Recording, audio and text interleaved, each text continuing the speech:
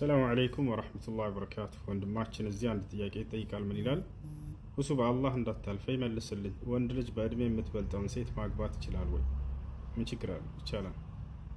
ነቢያችን ሰለላሁ ዐለይሂ ወሰለም ያገቧት የመጀመሪያ ሚስታቸው በእድሜ እንደምትበልጣቸው ይታወቃል። እናታችን ኸዲጃ ረዲየላሁ ዐንሃ እና ችግር የለውም።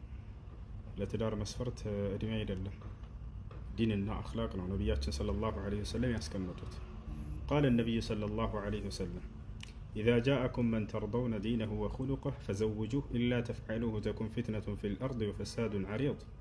ነቢያችን ሰለላሁ ዐለይሂ ወሰለም ምን አሉ? ዲኑንና ስነ ምግባሩን የምትወዱለት ሰው መጥቶ ልጃችሁን ለትዳር ከጠየቃችሁ ዳሩት ብለዋል። ስለዚህ ያስቀመጡት መስፈርት ዲንና አኽላቅ ስነ ምግባር ነው። ይሄ እስካላ ድረስ አግባት። ነቢያችን ሰለላሁ ዐለይሂ ወሰለም በሌላ ሐዲስ ላይ ምን አሉ?